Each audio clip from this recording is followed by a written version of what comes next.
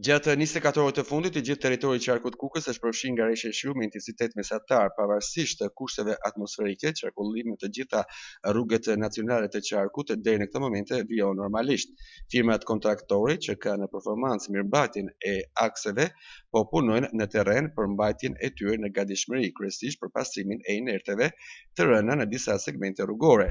Sipas raportimeve nga strukturat e emergjencave civile në bashkitë të Kukës, Tropoj dhe Has, gjendja e rrugëve rurale paraqitet e mirë dhe nuk janë evidentuar probleme që pengojnë qarkullimin.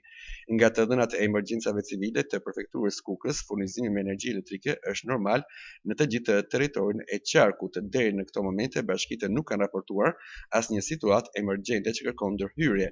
Strukturat e qeverisjes vendore dhe forcat e emergjencave civile vijojnë të jenë në gatishmëri për të përballuar çdo situatë që mund të krijohet si pasojë e intensifikimit të rreshjeve.